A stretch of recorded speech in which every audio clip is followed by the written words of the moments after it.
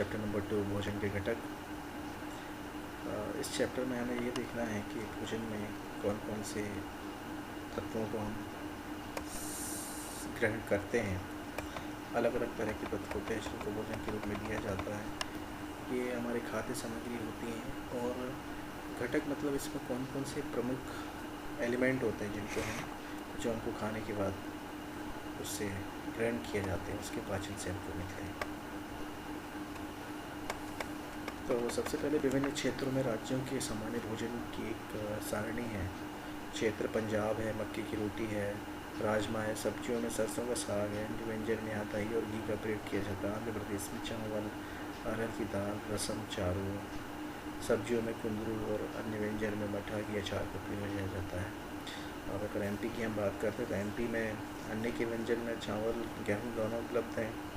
दाल मांस के व्यंजन में दाल सर्वाधिक एमपी में होती है। दाल सभी तरह की दाल होती है, सोयाबीन होती है।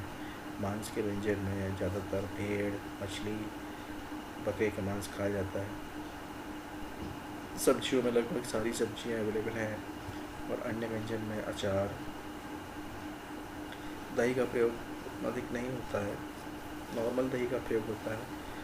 पनीर, दूध, घी आदि का प्रयोग होता है। इसी तरीके से अगर हम कश्मीर की बात करेंगे तो कश्मीर में अन्य के व्यंजन में सिंपल दाल चावल, मांस का व्यंजन अधिक प्रयोग किया जाता है। सब्जियों में हरी सब्जियाँ और अन्य व्यंजन में वहाँ पे केसर, घी का प्रयोग किया जाता है। विभिन्न प्रकार के खाद्य पदार्थों में क्या होता है? हम जानते हैं कि प्रत्येक व्यंजन एक से अधिक कच्ची सामग्री से बनता है जो हमें पादपों से, जंतुओं से प्राप्त होती है। ये हमने संघटक देखे हुए थे। कच्ची सामग्री में हमारे शरीर के लिए कुछ आवश्यक घटक होते हैं। इन घटकों को हम पोषक तत्व कहते हैं। पोषक तत्व मतलब किसी भी खाद्य पदार्थ में, मूल खाद्य पदार्थ में कुछ उपस्थित तत्व होते हैं जो कि हमारे शरीर के लिए बहुत महत्वपूर्ण है। ये तत्व न केवल हमारे शरीर का पोषण करते हैं, शरीर को कार्य करने के लिए ऊर्जा देते हैं, बल्कि इसके अलावा भी शरीर की वृद्धि, विकास, शरीर में किसी प्रकार की हानि होने पर शरीर की सुरक्षा, सारे उद्देश्यों की पूर्ति करती है पोषक पदार्थ कहलाते हैं। मुख्यतः पोषक पदार्थों में कार्बोहाइड्रेट, प्रोटीन, वसा, विटामिन तथा खनिज लवण, इन सब के कार्य अलग अलग होते हैं। इसके अतिरिक्त कुछ पोषक तत्वों में रुक्षांश और जल भी शामिल है। तो ये सभी मिलकर पोषक तत्व कहलाते हैं। अब ये बात है कि क्या सभी खाद्य सामग्री में ये पोषक तत्व उपलब्ध होते हैं? सभी खाद्य पदार्थों में पोषक तत्व उपलब्ध हैं क्या?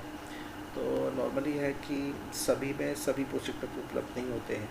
कुछ खाद्य पदार्थ होते हैं जिसमें कुछ स्पेशली तत्व उपस्थित होते हैं और कुछ में दूसरे तत्व उपस्थित होते हैं। बहुत ही कम ऐसे खाद्य पदार्थ हैं जिसमें कि पूरे पोषक तत्व उपस्थित हैं। किसी में प्रोटीन अधिक है, किसी में कार्बोहाइड्रेट अधिक है, किसी में वसा अधिक है, किसी में मिनरल्स हैं, किसी में रुक्षांश हैं। सभी की अवेलेबिलिटी अधिक अलग अलग होती है। पोषक तत्वों की उपस्थिति को अलग अलग परीक्षणों के द्वारा दर्शाया जाता है। इन परीक्षणों को भोज्य पदार्थों की कच्ची या पक्की सामग्री पर किया जा सकता है। जैसे कार्बोहाइड्रेट के परीक्षण के लिए, कार्बोहाइड्रेट जो है वो कार्बोहाइड्रेट कई प्रकार का होता है। हमारे भोजन में पाए जाने वाले मुख्य कार्बोहाइड्रेट मंड या शर्करा के रूप में होते हैं। ये मंड या शर्करा के रूप में पादपों में उपस्थित होते हैं। और मंड या शर्करा का निर्माण कैसे होता है? तो इसका निर्माण एक प्रक्रिया जिससे कि पौधे अपना भोजन बनाते हैं उसके द्वारा होता है, जिसको हम प्रकाश संश्लेषण कहते हैं। सूर्य के प्रकाश की उपस्थिति में यह प्रक्रिया होती है जिसमें पौधों की पत्तियों में एक्चुअली में ये प्रक्रिया होती है जो कि पौधों के लिए भोजन बनाती है। और ये भोजन स्टार्च या मंडे के रूप में पौधे के अलग अलग भागों में संचित हो जाता है। तो स्टार्च या मंडे के लिए परीक्षण बहुत आसान है। इसके लिए किसी भी पदार्थ के खाद्य सामग्री या कच्ची सामग्री में तनु आयोडीन विलेन की 2 या 3 डालना। तनु आयोडीन विलेन की बूंदें डालने के बाद इसका रंग नीला या काला हो जाता है। खाद्य सामग्री का रंग नीला या काला हो जाता है तो ये उस सामग्री में कार्बोहाइड्रेट की उपस्थिति को दर्शाता है। इसके अतिरिक्त प्रोटीन के लिए परीक्षण, प्रोटीन एक महत्वपूर्ण खाद्य पदार्थ है जो कि हमारे शरीर के निर्माण के लिए महत्वपूर्ण होता है। शरीर के निर्माण में प्रोटीन का सर्वाधिक महत्वपूर्ण योगदान होता है। प्रोटीन से किसी भी प्रकार की ऊर्जा की प्राप्ति नहीं होती है। प्रोटीन के परीक्षण के लिए जिस भी खाद्य सामग्री में प्रोटीन का टेस्ट करना है, अगर वो ठोस है तो उसका पेस्ट या चूर्ण बनाने की आवश्यकता है, और उसको एक लिक्विड फॉर्म में, हाफ सॉल्ट लिक्विड फॉर्म में लेकर उसको एक टेस्ट ट्यूब में लेना है और ड्रॉपर की सहायता से उसमें 2 बूंद कॉपर सल्फेट और 10 बूंद कास्टिक सोडा की डालना है। अब डालने के बाद दोनों बूंदें डालने के बाद उसको कुछ देर हिलाने के बाद उसको ऑब्ज़र्व करना है। अगर ऑब्ज़र्व करने में बैगनी रंग अगर उपस्थित होता है तो ये खाद्य पदार्थ में प्रोटीन की उपस्थिति को दर्शाता है। इसके पश्चात है वसा का परीक्षण। तो वसा का परीक्षण के लिए किसी भी प्रकार की रसायन की आवश्यकता नहीं है। ये बहुत सिंपल परीक्षण है। किसी भी खाद्य पदार्थ में वसा की उपस्थिति देखने के लिए हम उस खाद्य पदार्थ के कुछ भाग को किसी भी पेपर में लेकर कुछ दबाते हैं, कूटते हैं, तो नॉर्मली उसमें अगर वसा उपस्थित है तब वो खाद्य पदार्थ का में लपेटा हुआ जो पेपर है उसमें वसा का दाग देखने लगते हैं। नॉर्मली इस दाग से हमको धुंधला हुआ प्रकाश भी दिखाई देता है। ये एक्चुअली में उसको पारभासी बना देता है, कागज़ को पारभासी बना देता है। मतलब तेल लगे होने के कारण ये वसा की उपस्थिति का है, जिससे प्रकाश का थोड़ा बहुत परावर्तन होने लगता है। परावर्तन नहीं, ये पारगमन होने लगता है, अल्प मात्रा में पारगमन होने लगता है।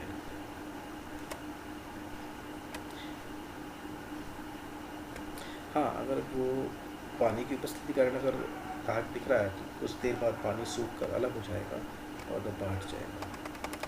अब महत्वपूर्ण 3 पोषक तत्व हैं।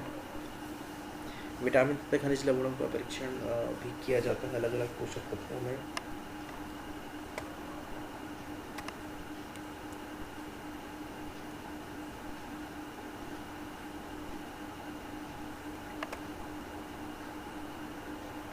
इसके पश्चात पोषक तत्व और उसके स्रोत और उनके कार्य से संबंधित महत्वपूर्ण बिंदु है।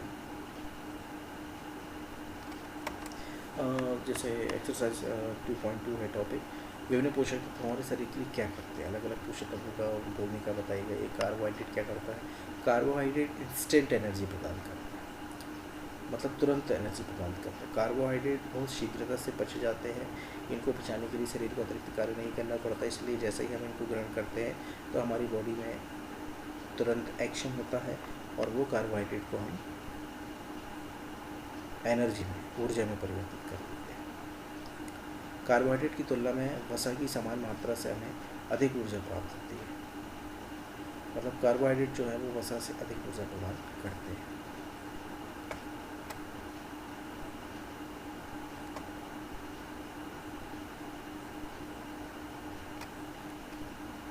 कार्बोहाइड्रेट भोजन को ऊर्जा देने वाला, ऊर्जा प्रदायी भोजन कार्य।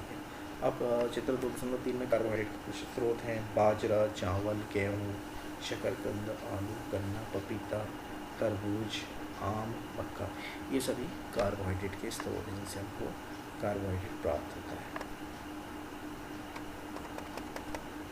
इसके अतिरिक्त तेलों में मूंगफली, नारियल का तेल, गिरी तिल, सरसों का तेल आदि भी कार्बोहाइड्रेट के स्रोत हैं।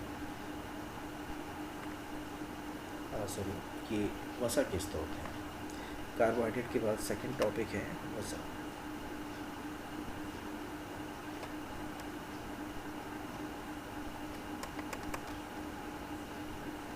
वसा हमारे शरीर में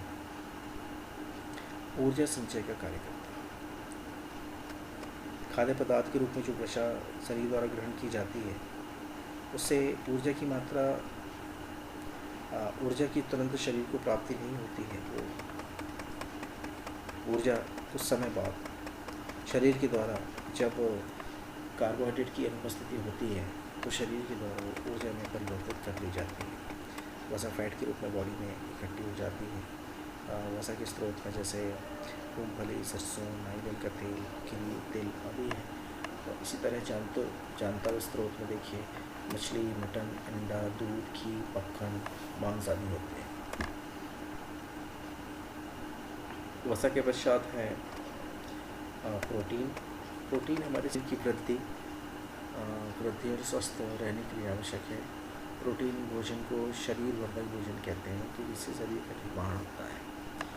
शरीर में प्रोटीन के स्रोतों में देखिए पादप स्रोत में राजमा, चना, मूंग, तुअर दाल, सोयाबीन, मटर, मूंगफली, ये सभी प्रोटीन उपलब्ध कराते हैं। जंतु स्रोत में प्रोटीन के महत्वपूर्ण स्रोत मांस, मछली, पनीर, अंडे, दूध आदि होते हैं। प्रोटीन के पश्चात है विटामिन। विटामिन रोगों से हमारे शरीर की रक्षा करते हैं। विटामिन हमारी आँख, अस्थियों, दांत और मसूड़ों को स्वस्थ रखने में सहायता करते हैं। विटामिन एक्चुअली में पोषक तत्वों का एक समूह होता है जिसमें अलग अलग कार्य करने वाले अलग अलग विटामिन होते हैं, जैसे vitamin A, vitamin B, vitamin C, vitamin D, vitamin E तथा विटामिन के। इनको अलग अलग नामों से जाना जाता है। विटामिन का एक समूह विटामिन बी कॉम्प्लेक्स कहलाता है जिसमें बी विटामिन के अलग अलग भाग होते हैं। विटामिन और उसके स्रोत हैं देखिए महत्वपूर्ण। सबसे महत्वपूर्ण विटामिन ए ये आँखों के लिए अच्छा होता है और विटामिन ए की कमी से आँखों की बीमारी रतौंधी होती है। मनुष्य में विटामिन ए के प्रमुख स्रोत में आम, गाजर, पपीता, मछली का तेल और दूध होता है। इसी तरीके से विटामिन बी पूरे शरीर के उपापचय मतलब जो डाइजेशन है और क्रिएशन है उसको नियंत्रित करता है। लीवर, गेहूँ, चावल में विटामिन बी उपस्थित होता है। विटामिन सी का संबंध हमारे शरीर की रोग प्रतिरोधक क्षमता से होता है। इसके अतिरिक्त कई महत्वपूर्ण भाग है जो विटामिन सी के लिए बहुत महत्वपूर्ण है, जैसे लीवर। विटामिन सी के हमारे शरीर में जो भोजन में जो स्रोत है उसमें संतरा, टमाटर, अमरूद, मिर्च, नींबू, आंवला आदि महत्वपूर्ण होते हैं।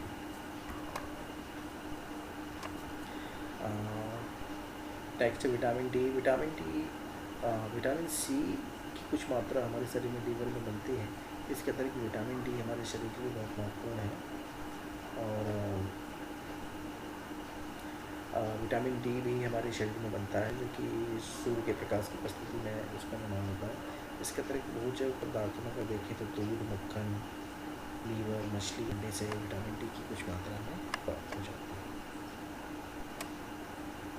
विटामिन डी हमारी अस्थियों और दांतों के लिए महत्वपूर्ण होते हैं। कैल्शियम का उपयोग हमारे शरीर की सहायता हमारे शरीर की अस्थियों की मजबूती के लिए होता है। कैल्शियम के स्रोत हैं दूध, केला, कैल्शियम के स्रोत पालक, सेब, लीवर, आलू आदि होते हैं।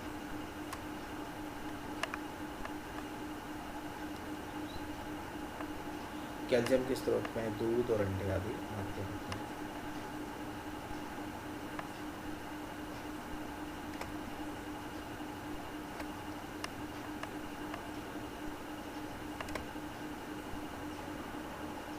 इसके अतिरिक्त आयोडीन के स्रोत में मछली, दही, केकड़े, अदरक, पालक आदि होते हैं। हमारा शरीर भी सूर्य के प्रकाश की उपस्थिति में विटामिन डी बनाता है और जो लोग सूर्य के प्रकाश की उपस्थिति में नहीं होते उनमें विटामिन डी की कमी पाई जाती है। फास्फोरस के शरीर के प्रमुख स्रोत हैं दूध, चावल, मिर्ची, केले। इस प्रकार बहुत सारे खनिज लवण हैं जिनकी शरीर को उचित मात्रा में आवश्यकता होती है। कुछ ऐसे खाद्य पदार्थ हैं जिनमें पोषक तत्वों की मात्रा अन्य खाद्य पदार्थों से ज़्यादा होती है, जैसे चावल में कार्बोहाइड्रेट की मात्रा अधिक होती है। इन पोषक तत्वों के अलावा शरीर को आहारी रेशा और जल की आवश्यकता होती है। आहारी रेशे पोषण में महत्वपूर्ण भूमिका नहीं निभाते हैं क्योंकि ये किसी भी प्रकार का पोषक तत्व हमारे शरीर को प्रदान नहीं करते हैं। बस इनकी सबसे महत्वपूर्ण भूमिका ये है कि इनमें जो रेशे होते हैं वो हमारे अपच भोजन को मल के रूप में निकालने में महत्वपूर्ण भूमिका अदा करते हैं। हमारे शरीर में उच्चांश के प्रमुख स्रोतों में साबुत अनाज मतलब खड़े अनाज, दाल, आलू, ताजे फल, सब्जियाँ होते हैं। ये भोजन का आयतन बढ़ा देते हैं, जिससे कि बिना पचा हुआ भोजन आसानी से शरीर के बाहर निकल जाता है। जल भोजन में उपस्थित जल का क्या कार्य है? जल भोजन में उपस्थित पोषकों को अवशोषित करने में हमारे शरीर की सहायता करता है। इसके अतिरिक्त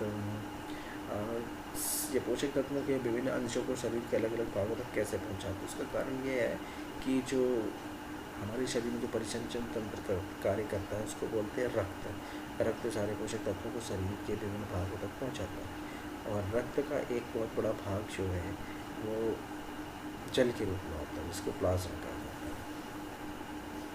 इसके अतिरिक्त रक्त का एक और महत्वपूर्ण कार्य है, यह अवशिष्ट पदार्थ जैसे कि मूत्र तथा पसीने को शरीर से बाहर निकालने में सहायता करता है।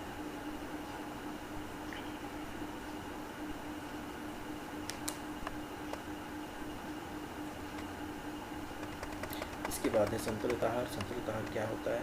संतुलित आहार मतलब आहार जिसमें किसी भी व्यक्ति की अवस्था, आयु, वर्ग, लिंग तथा कार्य के अनुसार, ये बहुत से पॉइंट डिपेंड करते हैं संतुलित आहार के लिए। तो इन सभी के बेस के आधार पे व्यक्ति के कार्य, आयु, वर्ग, लिंग आदि के आधार पे व्यक्ति के लिए आवश्यक जितनी भी ऊर्जा है उसकी पूर्ति करें। बैलेंस डाइट मतलब ऑल द रिक्वायरमेंट्स, जितनी भी उसकी आवश्यकताएं हैं, कार्य करने की ऊर्जा चाहिए, शरीर की वृद्धि के लिए, विकास के लिए विटामिन और प्रोटीन चाहिए, रोगों से लड़ने के लिए विटामिन चाहिए। तो ये सारी जो भी उसकी रिक्वायरमेंट है, अब भोजन डाइजेस्ट किया है, अपच किया है, तो जो अपच भाग है उसको बाहर निकालने में सहायता की उच्चांशों की आवश्यकता है, और शरीर के अंदर सारी प्रक्रियाओं को नियंत्रित रूप से चलने के लिए जल की आवश्यकता है। तो ये सभी जो संतुलित आहार संतुलित मात्रा में जिस व्यक्ति के लिए आवश्यक है, उसके लिए वो संतुलित आहार कहलाता है।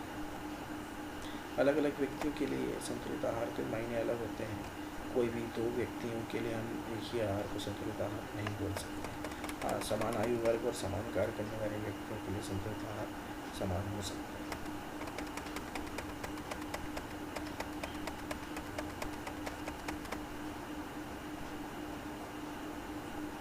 आहार पकाते समय कुछ विशेष सावधानी होती है जिससे उनके पोषक तत्व नष्ट न हो। सबसे महत्वपूर्ण है कि किसी भी फल या सब्जी को काटने के बाद धोना नहीं चाहिए, क्योंकि उसमें जो विटामिन उपस्थित होते हैं वो धोने से निकल जाते हैं। इसके अलावा किसी भी फल सब्जी को अधिक देर नहीं पकाना चाहिए, क्योंकि बहुत देर या बहुत आंच में पकाने से उसके विटामिन, उसके पोषक तत्व नष्ट हो जाते हैं।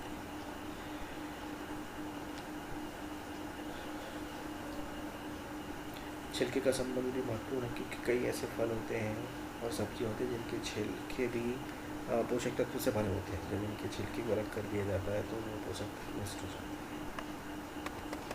जैसे फल और सब्जी की त्वचा में कई महत्वपूर्ण विटामिन तथा खनिज लवण होते हैं।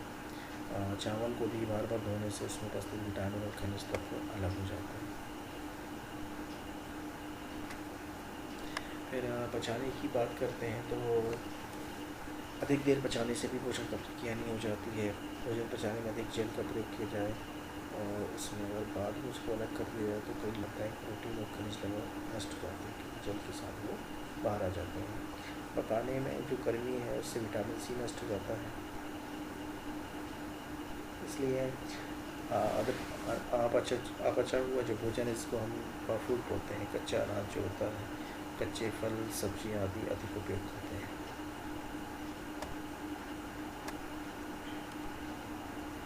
नेक्स्ट है अधिक वसा भोजन हमारे शरीर के लिए हानिकारक होता है, क्योंकि वसा की अधिक मात्रा जब हम ग्रहण करते हैं तो वो अगर उसका डाइजेशन नहीं होता है, वो शरीर के लिए ऊर्जा के रूप में परिवर्तित नहीं की अगर जाती है तो धीरे धीरे वो वसा शरीर के महत्वपूर्ण भाग जैसे कमर, जांघ, फेस आदि में इकट्ठी होने लगती है, मोटापे का कारण बनती है। ये कई बीमारियों का जनक है। अभावजन्य रोग हैं टॉपिक नंबर 2.4। तो अभावजन्य रोग में जो पोषक तत्व हैं, जितने भी पोषक तत्व हैं, सभी की एक निश्चित समय तक या एक लंबे समय तक जब व्यक्ति के शरीर में आपूर्ति नहीं होती है, कुछ समय के लिए प्रभावी नहीं है, लेकिन लंबे समय तक अगर व्यक्ति किसी पोषक तत्व से वंचित रहता है तो उसकी हीनता के कारण शरीर की जो मशीनरी है, जो बॉडी है, उसमें कुछ गड़बड़ियाँ उत्पन्न हो जाती है। तो ये हीनता जन्य रोग कहलाता है। जैसे फॉर एग्जांपल अगर विटामिन सी की मात्रा या विटामिन ए की मात्रा अगर किसी व्यक्ति को बहुत लंबे समय तक नहीं मिलेगी तो उसको रतौंधी हो जाएगी। विटामिन सी की कमी से बेरी रोग होता है। तो ये एक लॉन्ग टाइम पीरियड की बात है। एक लंबे समय तक अगर किसी भी पोषक तत्व से व्यक्ति दूर रहता है और उसको पोषक तत्व नहीं मिलता तो उसमें हीनता जन्य रोग हो जाती है। और सभी पोषक तत्व से संबंधित रोग हैं, इन्हें अभावजन्य रोग भी कहते हैं। पोषक तत्वों का अभाव से शरीर में उत्पन्न होने वाली दिक्कत। जैसे यदि कोई व्यक्ति अपने भोजन में पर्याप्त प्रोटीन नहीं ले रहा तो उससे कुछ रोग हो सकते हैं। जैसे उसकी वृद्धि का अवरुद्ध हो जाना, मतलब वृद्धि रुक जाती है, वृद्धि नहीं होती, चेहरे पर सूजन आ जाते हैं, बालों के रंग में कोल्मा हो जाता है, त्वचा की बीमारी, स्किन डिजीज हो जाती है और पेचिस हो जाती है।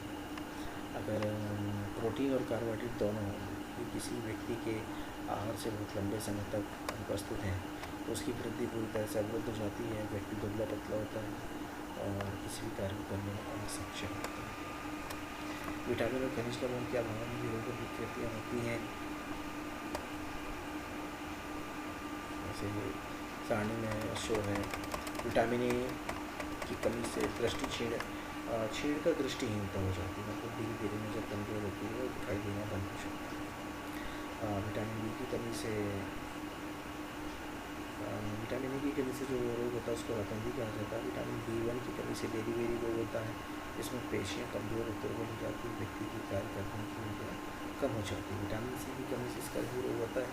स्कर्वी रोग से रक्तस्राव बंद नहीं होता है, मसूड़े से खून निकलता है, घावों से खून निकलता है तो भरने में भी काफ़ी समय लग जाता है। विटामिन डी की कमी से रिकेट्स होता है, जिसमें कि अस्थियाँ मुलायम होकर मुड़ जाती हैं। कैल्शियम की कमी से अस्थियाँ और दंत क्षय होता है, जिसमें कि अस्थियाँ कमज़ोर हो जाती हैं और दाँत जल्दी गिरते हैं। आयोडीन की कमी से घेंगा या गाइटर रोग होता है, इसमें गर्दन की ग्रंथि फूल जाती है और बच्चों में मानसिक विकलांग हो जाता है। और लोहे की कमजोरी से आर्कता की बीमारी होती है, मतलब उसके शरीर में आरबीसी की कमी हो जाती है। तो अलग अलग पोषक तत्व हैं, इनके महत्व हैं और हीनता जन्य रोग। That's all. ये टॉपिक आपका, चैप्टर आपका कंप्लीट है। बहुत बहुत धन्यवाद।